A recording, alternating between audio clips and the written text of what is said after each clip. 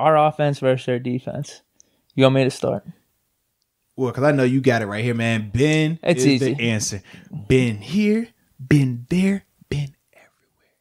Yeah, their defense isn't that good. Let's just be real. No, without a doubt, yeah.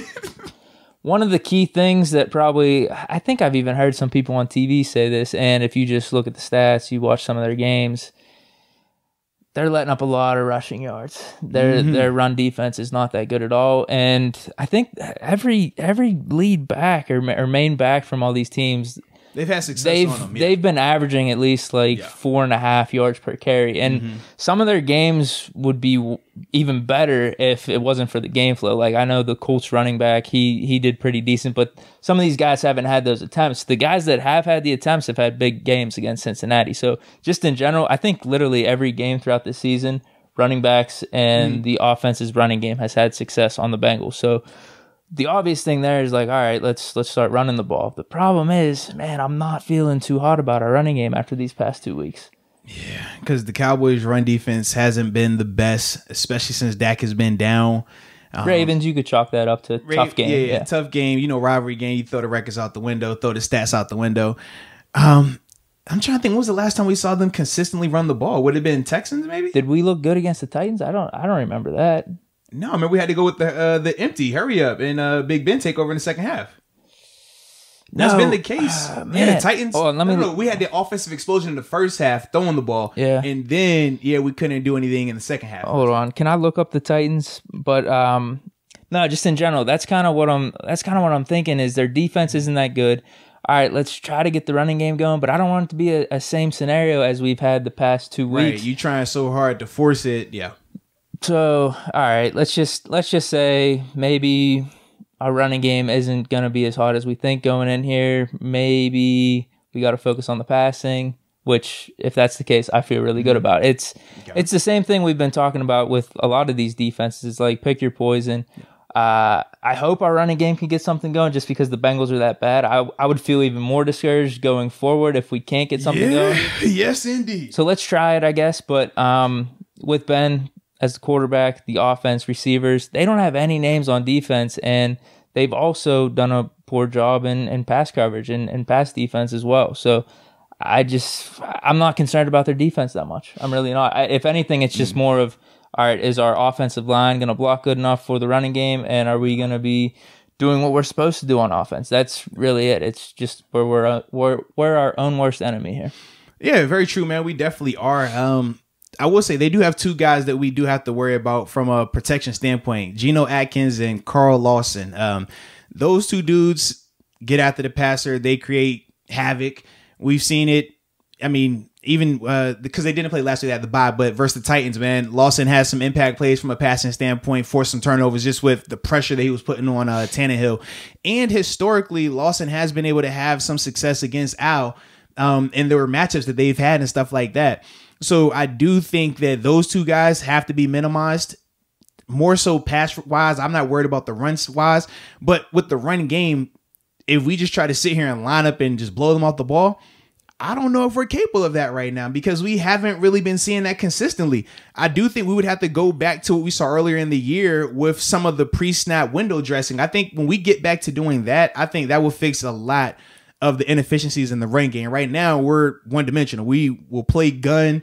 I mean, you watch the Bengals on tape, the Bengals look like us offensively. They're in the gun 90% of the time, and they're throwing that ball. They're not running anything. Now, obviously, Joe Mixon's been down. He's missed the past 2 games dealing with a foot injury, so that's been a large part of that. But they're a one-dimensional team. Now, Joe, when they play well, it's because of Joe. When they play bad, yeah, it's sometimes because of Joe.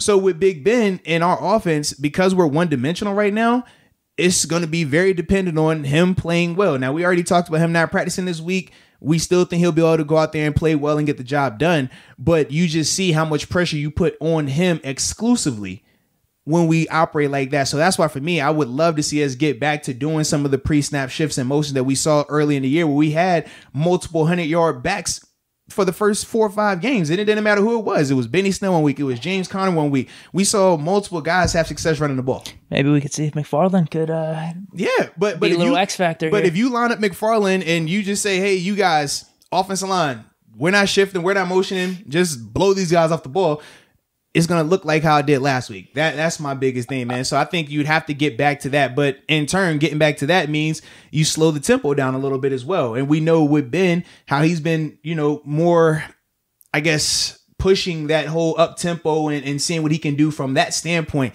It's pros and cons to both of them. Yeah, obviously, we talked about it. Yeah, I feel like we operate better when it's a little bit of a speedier pace. But like I said, it makes you so one-dimensional right now as well. So that's my only fear. But I don't think that they are going to be able to impact us in that standpoint. I just think, like I said, take care of the ball. That's the biggest part. And as long as it's been out there, you feel you have more of a luxury in terms of you can have a turnover or two and you'll be okay. You can have a get stopped on 4th and 1 and it's okay because you have that. If he's not that guy, then yeah, now you have bigger issues. So as long as Ben's there, yeah, we're under the assumption that he's going to be playing. So I just checked the Titans, and our running game wasn't too great there. It was James Conner, 20 carries for 82 yards. No. I think you're right. In the first half, it looked pretty good. Yes. Second half, it didn't. And then ever since then, it was the Ravens game and then the Cowboys game. Yeah. So that's just a combination of why we're not feeling as good about our run blocking and our run game just in general. Yeah. What were the numbers versus the Eagles? Because that was the last one before that bye week, right? The Eagles were the last one before the bye. I think Connor was good in that game. Am I wrong? Hold on, let me see. Because I know up until then he had multiple 100-yard rushes. He had 3, yeah. Yeah, he had 3 out of, it was like 3 out of 4 or something like that. All right, hold on. That was, Titans was week 7. Week 6? No, it would have been was that the Browns? Because it was the bye week. Oh, yeah, I forgot the Browns. Were the Browns were after the bye though, right? Yeah, definitely. Browns were after the bye. Our bye was week 4, so week 5 Eagles. What do we look like? All right, hold on. Here we go. I got it pulled up. We won 38-29. That was for us to go 4-0. I'm just trying to fill the space here. I was like, all right. Low battery popped up on my screen. I have to go into low power mode here. All right, here's the stats. As he has a whole computer sitting at his feet. Okay. 15 carries, 44 yards, and a touchdown. Okay. We had the Ray McLeod sweep for he had 2 carries, 63 yards there. He must have done really good. That Eagles? That was the Eagles. So he must have done good against the Browns. Yeah, and then Claypool had the because that was the 4-score game by him. He had the it was only 3 carries for 6 yards. One of them was a touchdown. Okay. That's all. So he must have done good against the Browns. Okay. Yeah, Browns, Texans, and Broncos. Yeah. Those were his 300-yard games then. Yeah. We need to become more than one-dimensional. That's my biggest takeaway right now, and I think we can. I just think I'll double check the Browns real quick. Yeah, but we got to find a way to get that running game back going. And if you go back to, like I said, in all those games that you're reading off, and even the one where Benny Snell had the 100 yards versus the Giants, in all of those games we saw so much pre-snap movement, and the reason why I know you've been harping on that, and the reason why it's so important. Yeah, 101 and a touchdown against the Browns. Yeah, so if you have the guys that are just physically bigger and better than the guys in terms of the D-line that's in front of you, then you can go with this power scheme, just blow them off the ball, and you're fine. Right now, that's not our makeup. Right now, I look at our offensive line as more of the finesse bunch in terms of elite when it comes to pass protection, right? We've seen them keep 7 clean for a large portion of the season. They are top notch there. But when it comes to them actually having to just line up and blow them off the ball from a run standpoint, they haven't really shown that. And the issue is because there's still a gap scheme running base, meaning like, all right, their job is we're blocking man on man. I'm trying to just blow you off the ball. Whereas when you think of like the zone scheme, you think of Terrell Davis, you think of Shanahan when he was out in with the Broncos and obviously in Washington, right? Where it's more the old line isn't trying to blow you off the ball. They're using their speed and quickness to position block you. And then your back he's looking at different points. He's looking at the end of the line of scrimmage first. Then he's looking at the second defender in the line of scrimmage, and then so on and so on. Whereas with the power scheme, you don't have to read a particular guy. It's more so we're running that ball in the B gap, like it or love it. This is where we're going with it. Our guys are better than you. Right now, we're still trying to run like that, but we're not getting the movement up front to equal that. So without having to completely change your blocking scheme, you go to the shifts and motions because as a defense, it makes you have to be on your heels. It makes you have to look at it and pause for a second. It takes that edge off. And at the NFL level, it's not as if you have great players and absolute trash players. The gap isn't that far. I mean, we said you can have a guy like Travis Fulgham, right? Who isn't all world, but you give him an opportunity and he can create some havoc. If you allow that window to open, he can do some things at the NFL level. That's what it is. So if I know just lining up right now, I can't blow you guys off the ball. But if we go shifts in motion, that makes you hesitate for a second. Now I can get you. Go back to that. I think that's what they've gotten away from, but it's more so because they found that comfort in Ben doing the hurry up and spread offense that it's making them feel like, well, we don't need the running game.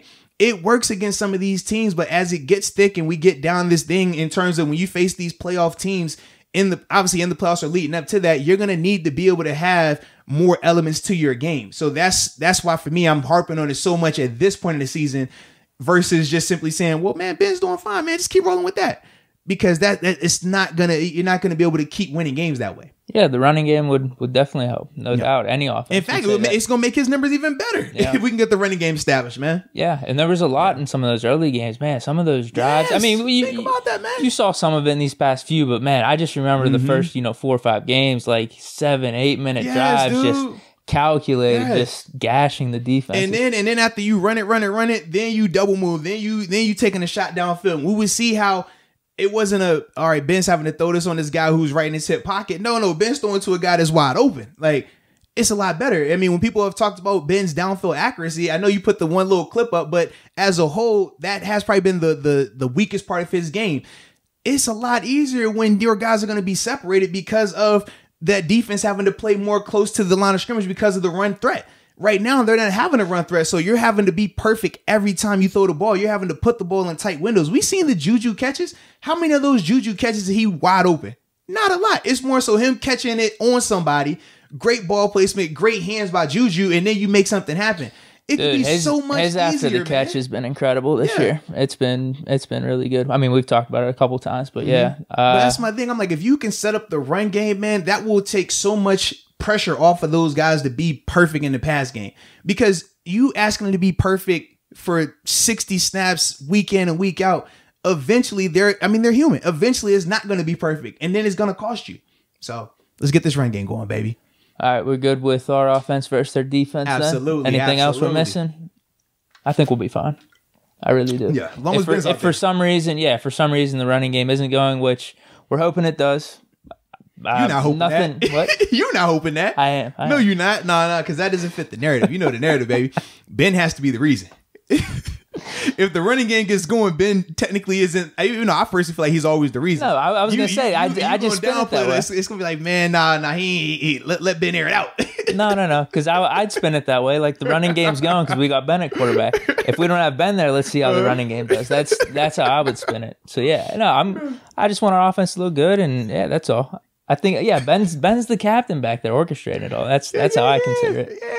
Yeah, I hear you. So if Connor wants another 100-yard game, I'm good with that. Yeah, I'm good. Yeah, I'm sure. All right, so our defense versus their offense. All right, this gets interesting now. No, absolutely, man. Because I've already talked about it from a receiving standpoint. They are up there with the Cowboys in terms of rival. Obviously, the Cowboys last week, we said Amari Cooper, Michael Gallup, and then CeeDee Lamb. They caused some problems for us. Even with Garrett Gilbert at quarterback, they caused some problems. And even watching the tape again, Garrett was missing on a ton of throws, and he still had a lot of productivity, but he missed on a ton of just routine timing passes, just the ball placement. And it's at the NFL level, we don't really talk about it as much because these are the best of the best terms of passes, but just a lot of his throws where he was having guys open, deep outs and comebacks, just ball placement being more inside or behind a receiver versus chest or leading them to, just be safe to catch the ball and get out of bounds or not take a hit. Garrett doesn't possess that. Whereas Joe Burrow, you watch him on tape, Joe throwing some dimes. I mean, as it stands right now from a pure passer standpoint, he's the second best pure passer in the AFC North, man, behind Ben, obviously. Like, he is like that. I feel more concerned for him long-term being a threat to us than I do Lamar Jackson or Baker. I just don't think those guys. With Lamar, we know he's a great athlete. We know he's a great playmaker. But in terms of just pure quarterback, we've seen some of the flaws he has from a passing standpoint. And obviously with our defense the way it is, we've been able to really get after him and create some turnovers. Joe Burrow is different, though, in terms of he is like Ben in terms of throwing the ball. He can put it anywhere you need, has the velocity, has the toughness. Now, his toughness is different than Ben. Ben is more, you can get to Ben, but you can't bring Ben down. Burrow definitely has shown some elusiveness. That Titans game, man, they were coming after him, and he was making guys miss, finding ways to be Houdini. That's the part that makes me a little nervous, because we saw even with Garrett Gilbert last week how when he extended some plays, it presented some challenges for us. Joe is like that, but obviously a way better player than Garrett Gilbert, both as a runner and as a passer. So he is the biggest concern. Now, we know with these receivers, AJ Green, Tyler Boyd, and T. Higgins, they have all produced. We know AJ Green, we know exactly who he is. Tyler Boyd, we know exactly who he is, and T. Higgins is emerging. I mean, he's been looking good in his opportunities. They have two big issues right now. Number one is the running game. With Joe Mixon being out, Giovanni Bernard, I mean, he's a good player, but he's more of the complimentary variety. We think of Giovanni Bernard similar to how we would view Jalen Samuels and Anthony McFarland. They're more of your, all right, passing down guys. You want to get them the ball in space. You don't really want to line them up and have them running in between the tackles. That's really not their game at this particular point. No Joe Mixon though. That's the big issue for them. And then is he officially out? They haven't ruled him out because he's coming off a bye week. So that's why they're still kind of up in the air. Either way, you're right though. Bernard and their running game hasn't done anything. But even with Mixon, he was averaging 3.6 yards a carry. He only had one good game up to this point. But yeah, their running game really hasn't been doing anything. But the thing is, and this is why I always tell you, I'm never worried about yards per carry, because we've pointed out how this guy who's not even as impactful can have a great yards per carry. But if you're talking about the game, you're not even thinking about that guy. Whereas with Joe Mixon, that man could be averaging 1 yard per carry. You still are going to understand the importance and the significance of stopping him. So just the thought of him being out there is different. It makes you have Bell with the Jets. Yeah, last year. Absolutely. Like, we knew his stats were down. We could go and talk ad nauseum of, well, technically this guy had a better yards per carry. This guy had better, total yards per game. But we all said that, hey man, if we got to prepare for the two, I'm more worried about Le'Veon than I am with this guy. That's the Joe Mixon element of it, man. So regardless of what his numbers were, if he's out there, he does present challenges. He does present problems.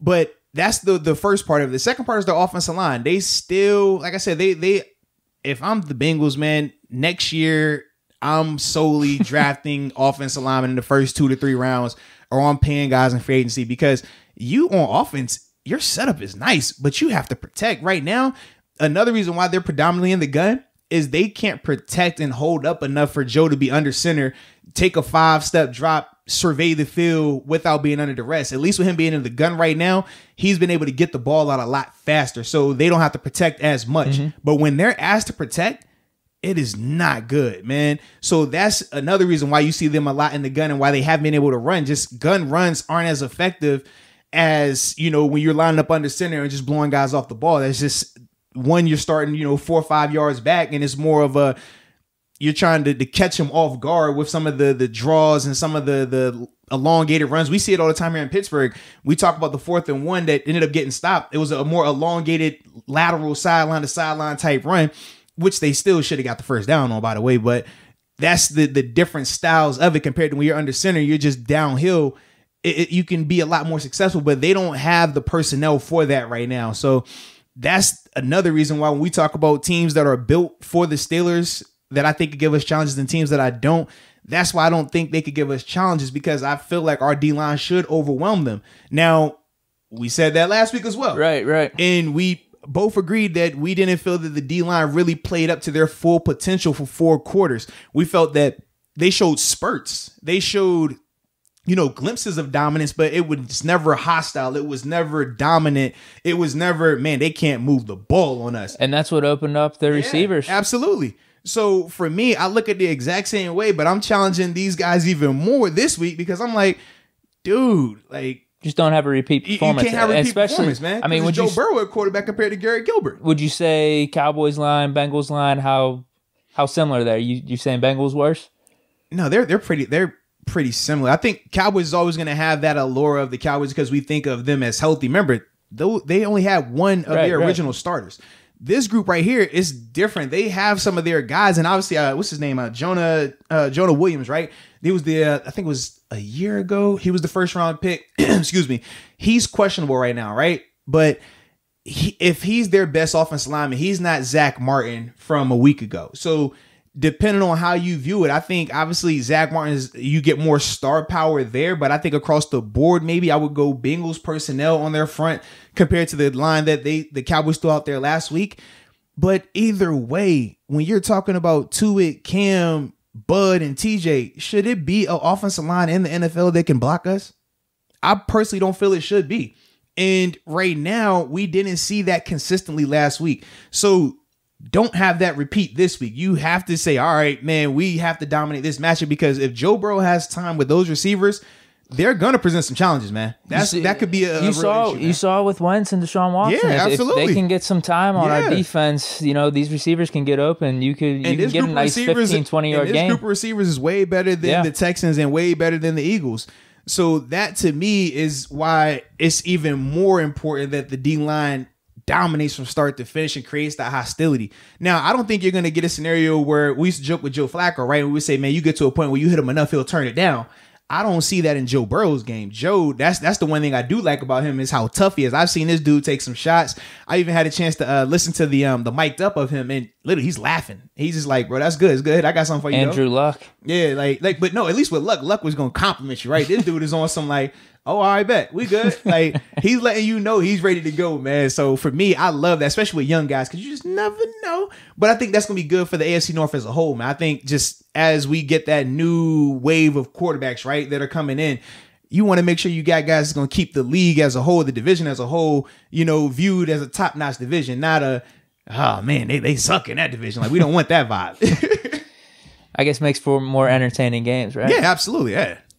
Yeah, you hit everything on the head. That's kind of what I was going to say. What you brought up, though, is interesting. Is there's a combination of Burrow whenever he drops back to pass, of it's coming out quick, or he's making things happen, and he might not get it out for 7 or 8 seconds. It is nuts, and gets it downfield. Like versus the Titans, it showed up so much where you would think like, okay, obviously with Ben, we know it's a little bit different, right? He'll make a guy miss, and he doesn't mind holding it a little bit longer, but that's Ben. With Joe, man, I seen Joe make one guy miss, make a second guy miss, hold the ball for a second, make a third guy miss, and then throw it downfield. I'm like, this is crazy. There was one play where he didn't even throw it down. I think it was on a third. It was like a 3rd and 10. Do you remember this? Like, he was in the backfield for like 10 seconds, going back and forth everywhere. He ended up getting like a 4 or 5 yard gain on the ground. I think they ended up punting, but he's been impressive, man. I think it goes back to what we've talked about in the past with like Lamar, Carson Wentz, Deshaun Watson. These dudes can kind of do it themselves, figure out a way, despite offensive line in Carson Wentz scenario, and even Deshaun Watson with their receivers not being like the most elite in the league. Yes, indeed. In this case, like we said, Bengals, they got some top receivers here. So, and that's been our weakness, just getting gashed in the backfield, or not the backfield, I guess the secondary. Yeah. When you think about, like, that's the thing too, and that's why we always say statistics, you have to be careful with them, because on paper, statistically, our defense is still one of the best in the league in terms of run, pass yards, total points, all of that. They check the boxes. But I think we will all agree that our defense has given up an alarming amount of explosive plays, both in the pass game and in the run game, like stuff that you just typically wouldn't expect coming into this season. If this was 2 years ago, I think it's different. But the expectation that was set after last year, we weren't anticipating this at all. Yeah, this defense is definitely an upgrade from outside of last year, the past 4 or 5 years. Yeah. And to me, I just feel like they haven't lived up to that expectation yet this season in terms of where we think of just dominant performances. Browns game, that was it. Yeah. And even that, I still felt that like a lot of that was because of the Browns conceding in the early part of the third quarter. Most teams, man, they're going to at least give you to the fourth quarter. We even saw Brady on, like I said earlier this week, they down 31-0 in the second. He's still playing in the fourth quarter. They pulled Baker, I think, a series in the third quarter. So it was clear that they weren't even trying to go that route with it.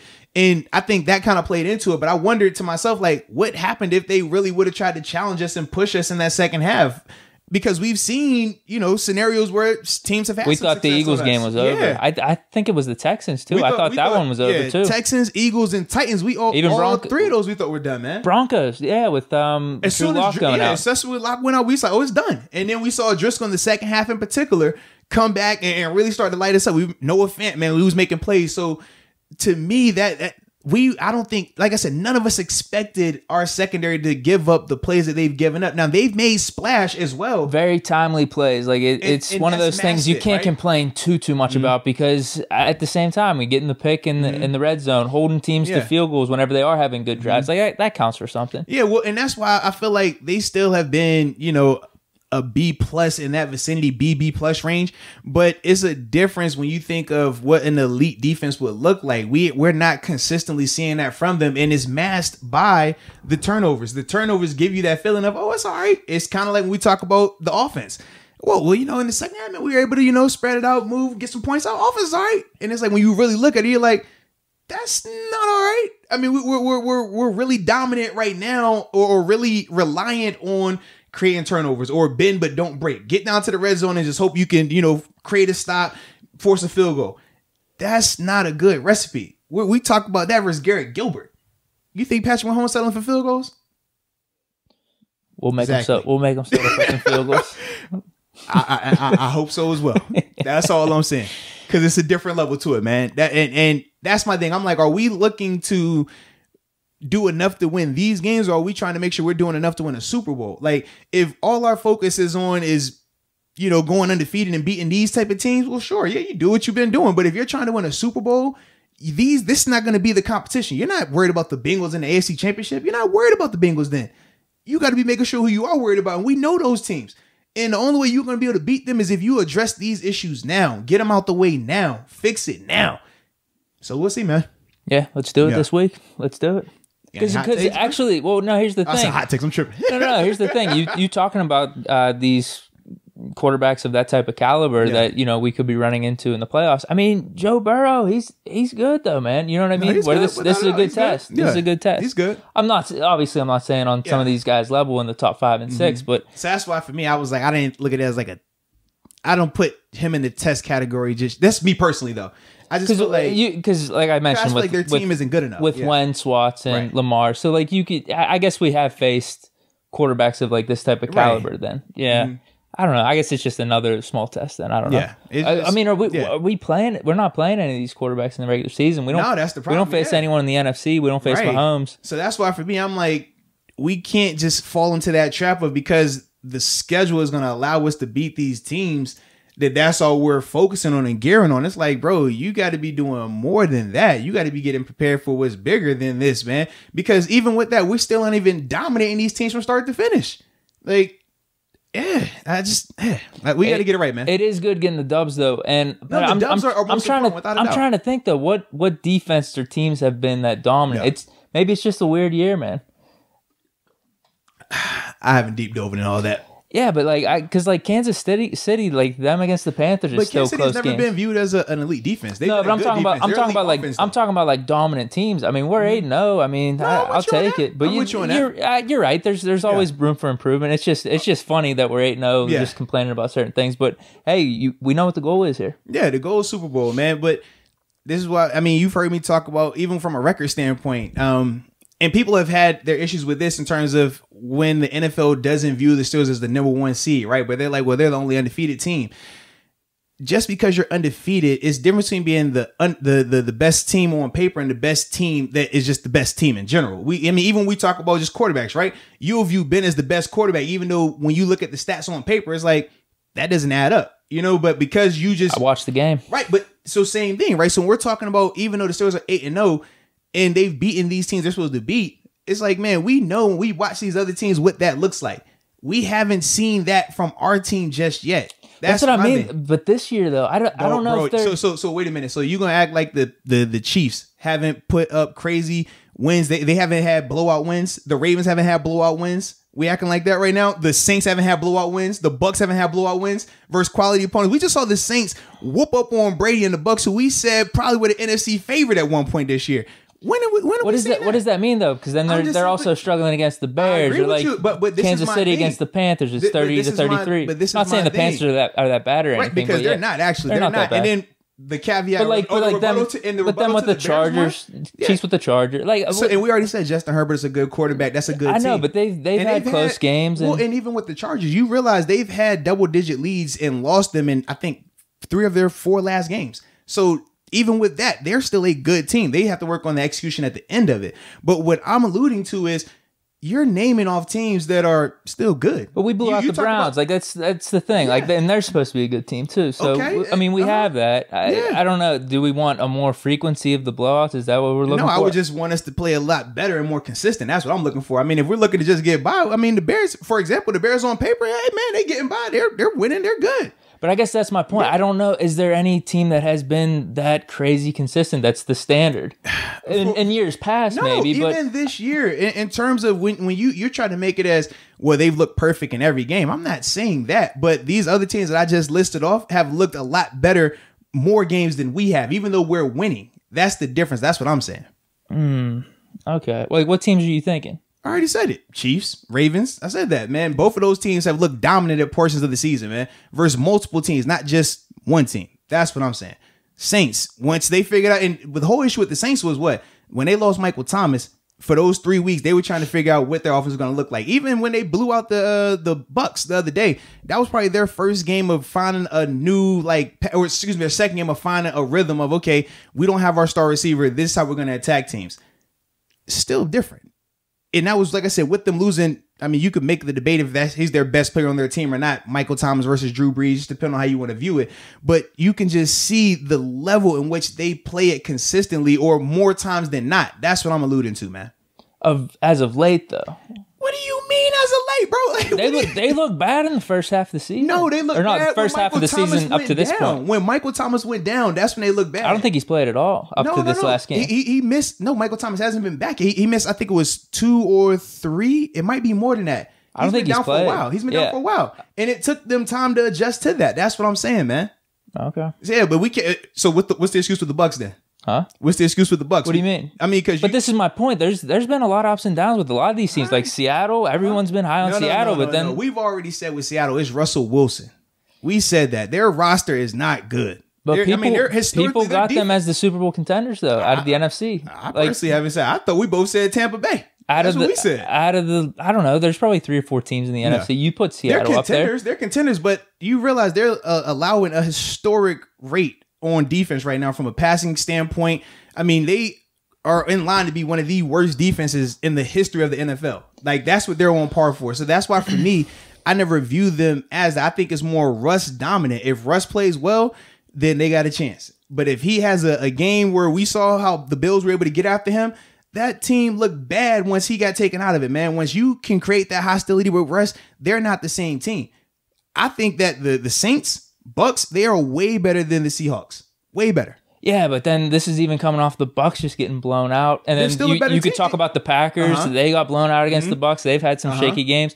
So if we're talking about the Steelers being in like the top 3, you mentioned the Ravens and Chiefs. Yeah. I'd say those other teams have some flaws too. But I already said they have flaws. But we're talking about the Steelers. Yeah, we're talking about the Steelers in terms of gearing up to play those type of teams. At times, those teams have been looking a lot more impressive consistently than we have, even though we have the better record. That's what I'm saying. I don't know about that. I mean, maybe. I mean, if someone wants to make the argument with the Chiefs because of their explosive offense, but like you could point to maybe some flaws in the defense, or maybe some. I don't know. I haven't watched all the games, but yeah, they looked kind of ordinary against the Chargers. You mentioned the Broncos, even though they won by what was it, like 20 or 30 points. Okay, like if someone wants to make that argument, I mean, whatever. I mean, they're 8-1, we're 8-0, so that's all. Cool. What? None. All right, I'll take us though, man. I'll take us. Cool. Fixing these problems that we're talking about. I hope so. Learning week by week. We got Williamson in here. All right, we're ready. We're ready to. I hope so. We ain't got to worry about them until later on anyway, so we good. Coming to Heinz Field. Wherever it's at, we're good. The one seed. We're good. That's it, dude. We got score predictions. Yeah, we already did the hot topics, man. We got that out the way early, man. I got nothing else, yeah. Score predictions, I'm going to go 27-13. No. Wow. How much would that mess things up? Am I allowed to go 27-13? I don't think. I don't think. Oh, man. I can't go 27-13. It feels so ideal, though. I'm over here like, 27-13, you do the math. That's the under for you, too. Under as well. Got a little excitement on offense, maybe a score on defense. How we got to get it done. You know what I'm saying? I like that. I like it. I can't touch 27-13, though, huh? I don't think you can touch either number. I really don't. I don't think you could touch either number. You can't do it, dude. It sucks, man. Oh. Well, this isn't fair. Just say 28-14. Oh no, that's because we never just scored like that. We've seen this too often now, man. It's always something that's got to happen in there to add to it. Man. I don't even know if you could be that close to the number, dude. I don't think you could do that. Oh, all right. Okay. I think you gotta be like 2 or 3 numbers off each one. I'm serious. This is crazy. Ask the people in the comments. I think they agree. All right. I'll roll with it, man. I won't go 27-13. You gotta somehow make it so you're matching your under. And that's my problem, right? All right, so let me get doing math over here. 30-10 gets it done. I'll go 28-14. Can I do that? 28-14. That's not too close, bro. Right? That is close. That's one number off. It's 2 numbers combined, though. It's 2 combined. I don't think you said within dude. Like a number or 2. You said 2 numbers. That's 2 numbers combined. I don't think you can do this, dude. Just added them together. It's 2. Okay. I don't like this. I don't. Oh man! All right. I think that's fine. No. You know, I'll play it safe. Okay. So my third score prediction is, since I can't go 27-13, I can't go 28-14. I will go 24-10. All right. Make sure you include all that when we do our Reels video for social media. All right. So people can see that this is my third different score prediction because I don't want to be the jinx. All right. I don't want to be the guy. So I'm going to go 24-10. I don't even like the score, but you know what? It covers it. It get me paid. I'm good in all aspects. So that's what I'm going with. All right. I said 24-10, 24-10. Boom. All right. Official. Like you got to say official. You can't act like, oh man, 27-13, 28-14. Those were what I was originally thinking. You got to be certain. All right. Make it official. 24-10. You got to lock it in. Can I go 24-12 or is that too close? Oh man. I think 10's good.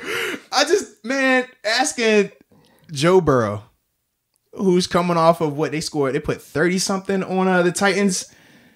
Oh gosh. And the Titans moved the ball. The Titans, they struggled in the red zone, man. They turned the ball over, had some drives stall. You give them 12. 4 field goals. Dude,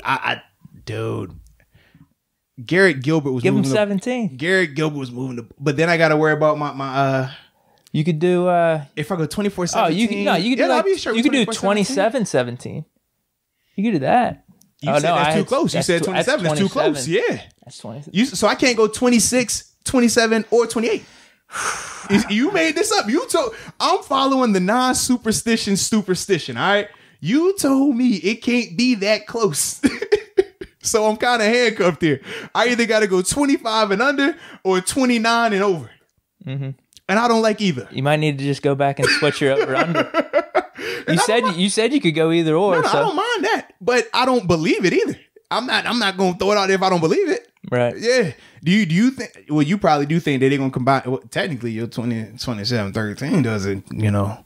What was that? 40. Yeah, you coming up a little short. Yeah, but we know why I'm saying that score. No. I don't remember. You told me you're not superstitious. You just do it. It's just fun. Yeah, it's fun. Yeah, man. We're having a good time. I hate this. Gosh. Because I felt my score. I felt I had it this time. All right, so I'll stick with 24-10. That's the safe score. I'm not too close to the 27, not too close to the 13. All right, I'm still under my 45 and a half. I still got this winning money line. All right, I got a lot going on here, but I think I got this. All right.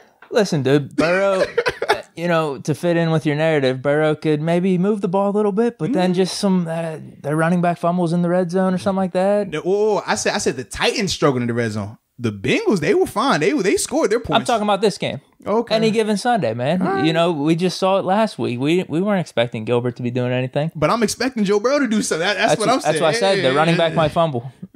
Burrow could do something, but then their running back fumbles. And that's one play. That's one drive. Maybe their kicker missed a field goal here. That's or something. 2. Randy Bullock's been pretty good, though, former Pittsburgh Steeler as well. See, I just remember the first game, him missing that one against the Chargers. But he's been he's been good for the most part. He's been good after that, huh? He missed the one to take them to overtime. But then even when he was with us in Pittsburgh, I think it was like for 2 or 3 games, like he still played well for us as well, man. Had some good field goals. We had him? Absolutely. Scobie year. Huh? Scobie year. Absolutely. We had him before or after Scobie? It would have been after. Yeah. Wait, but then we got rid of him. Yeah, well, because we only had him on a 1 year deal. Did he get hurt or something? Because we brought Boswell. Yeah, we had like multiple guys get hurt. That's how we got to Boz. Yeah, Boz was like our third or fourth guy that year. We started with Sean Sweetsom. He gets hurt in the Hall of Fame game. Then we bring in Garrett Hutley or something like that. He gets hurt his first kickoff, third preseason game. We're playing the Buffalo Bills. I was going to say, I don't remember him playing in the regular season. He gets hurt like the first kick or something like that he had. We obviously make the move for Scobie. Then that whole experiment goes how it goes. Patriots game, the Ravens game. Then I want to say that's when we brought in the young boy. I'm drawing a blank on his name already. Randy Bullock. He played, I think it was 2 or 3 games, had some kicks, made them, were good. And then I want to say he got hurt. Okay. And then that's why we ended up getting Boz. And then we let him leave because Boz was kicking well. And then he signed with the Bengals because literally it was like we had him on our team to beat the Bengals. And then he was against us when we were playing against the Bengals and we were giving him crap for it. Like, is he over here? And I think he missed the kick once he went over there. We were like, we got the good side of him. Now we're all right. Because we were still, I mean, we were so like scarred. Even when Boz would go out there that year, we were so nervous. Boz was money though, man. No, he what? No. At that part of the year, though, you got to think he was on the street. He was not employed. Everyone was nervous. It was no Boz's money that year. This is our guy. No. That only happened at the end of the year. Yeah. Prior to that, we was over here like, man, we didn't see the Scobie experiment. We didn't went through all these kickers. Like, Lord, please work out. Now it's obviously different, but during that time, it was a lot going on. So we felt like, we had lucked up. It was like, oh man, all right, our kicker's hitting it. Thank God this week. And you finally missed, but at least you was on their team when you did it. So yeah. 24-10, man, huh? Unfortunately. Wait, you got to be certain about it, though? Yeah, I think you gotta... I'm not certain. I hate that score. I hate it. I'm not going to lie to you. I hate it. But I have to do it because of the circumstance, but I absolutely hate it, bro. So, yeah, it is what it is. 24-10. I'm rolling with it. Well, unfortunately. I'm going to say 27-13. Must be nice, man. Must be nice. This segment is brought to you by DraftKings Sportsbook, America's top-rated sportsbooking app. But also, right, because we know sportsbooking isn't allowed everywhere. We got that, okay. But fantasy football, right? Who doesn't love a little fantasy football? And who doesn't love fantasy football with the opportunity to win up to $1 million worth of prizes every week? Who doesn't love that? With DraftKings Fantasy Football app, you are able to do that. You can participate in the fun, man. You can spice up your Sundays, all right? So, download the app, DraftKings Fantasy Football. Make sure you use the promo code Moats so you can receive up to $1,000 in deposit bonuses. And let's have a little fun, man. Let's get an opportunity to get some paper.